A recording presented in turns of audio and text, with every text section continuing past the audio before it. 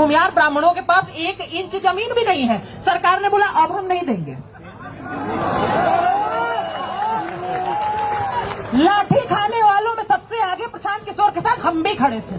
सवाल ये है कि गरीबी का उन्मूलन करना है, सही बात है। ऐतिहासिक रूप से पिछड़ों लोगों को राष्ट्रपति जितना आगे बैठा देना है, ये भी सही बात है। लेकिन जाति के आधार पर देख करके बैठाइएगा, आर्थिक आधार पर देख करके नहीं बैठाइएगा, ये कैसी बात होती है। हर्ष दुबे गरीब होकर के भी ब्राह्मण के रूप में अग्रणी मान लिए जाएंगे। आदित्य राज सिंह गरीब होकर के भी दिल्ली आने का पैसा भले नहीं होगा, लोन लेकर के आएंगे, लेकिन फिर भी अमीर मान लिए जाएंगे। ऑटो में बैठ के आएंगे, संपन्न सवर्ण मान लिए जाएंगे, लेकिन राष्ट्रपति द्रौपदी मुर्मू के बच्चों को आईएएस के एग्जाम में आरक्षण दे दिया जाएगा।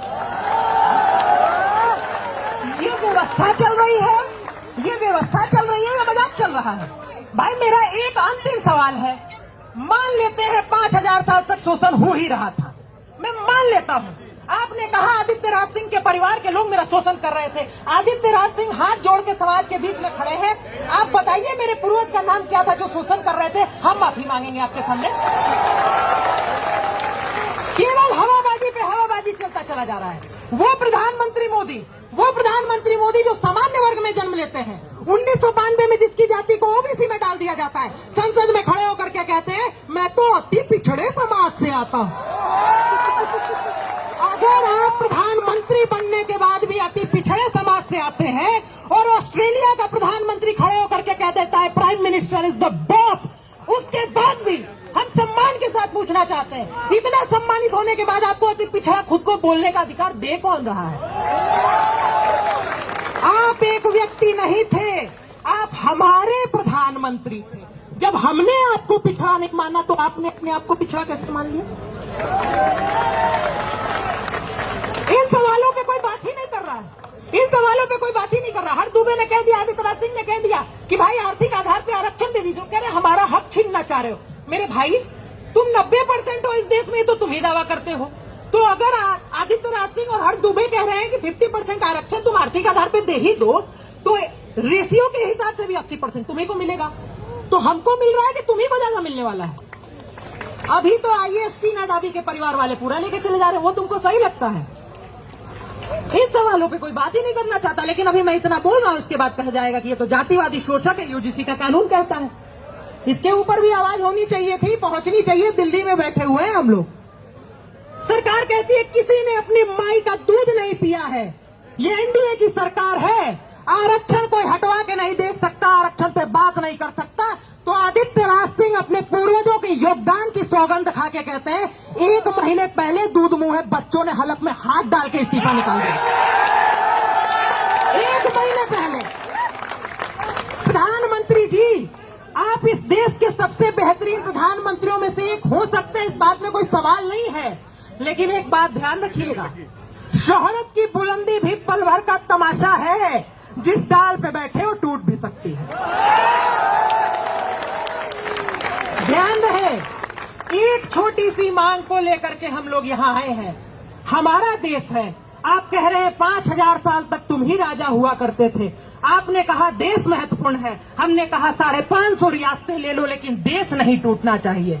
हमने कहा मेरे भाई, एक सीट जो तुमको आरक्षण में लोकसभा में मिल जाती है, वो छोड़ के किसी गरीब दलित को दे दो। तुम कहते हो नहीं, वो हम नहीं दे पाएंगे।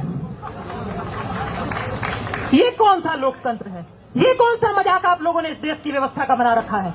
ये अधिकार आपको हम भी नहीं दे सकते, क्योंकि हमारे पूर्वज इस देश के शासक हुआ करते थे। हमारे अंदर भी शासकों वाला खून है। आपका शोषण नहीं होना चाहिए। और अगर शोषण करना होता तो आचार्य चाणक्य ने खुले तौर पे कह दिया था पाटलिपुत्र में कि जो हाथ शस्त्र चलाना सिखा सकते हैं वो सर काट भी सकते हैं। उसके बाद भी, इस पे ताली नहीं बजाना था, उसके बाद भी एक धनानंद को उतार के पिछड़े समाज के चंद्रगुप्त मौर्य को बैठाया था। अखंड भारत का पहला राजा आचार्य चाणक्य भी हो सकते थे। ये समझने की जरूरत है। हमने इस देश के लिए त्याग किया है। और जब कहा जाता है कि आप अपने नाम से आदित्य त्यागी हटा दीजिए, नहीं हटा सकते हैं मेरे भाई। उसी वजह से जीते हैं। मौलिक कर्तव्य कहता है अपने देश की संस्कृति विरासत पर गर्व करना आपका कर्तव्य है।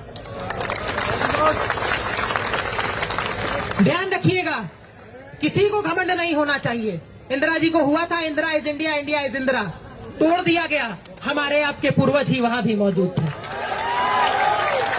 दलितों ने कहा हमारा शोषण हुआ है, आरक्षण दे दो। पंडित नेहरू पंडित हुआ करते थे, बोले ले जाओ, तुम्हारा शोषण नहीं होना चाहिए।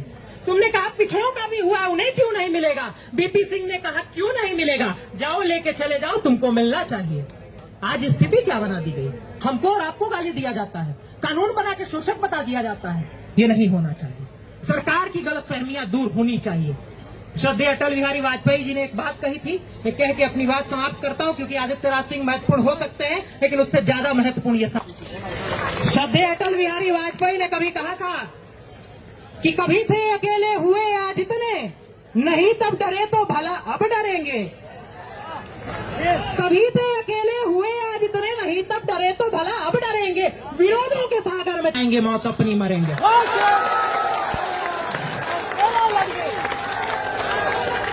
लिया हाथ में ध्वज कभी ना झुकेगा, लिया हाथ में ध्वज कभी ना झुकेगा, कदम बढ़ गया है अभी ना रुकेगा, न सूरज के सम्मुख अंधेरा टिकेगा।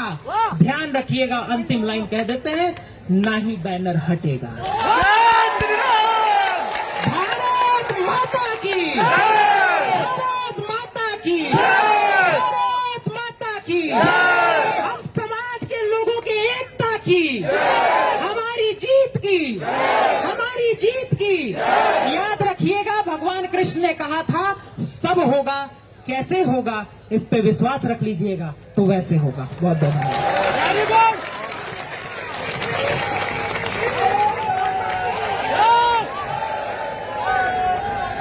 भारत माता की, भारत माता की।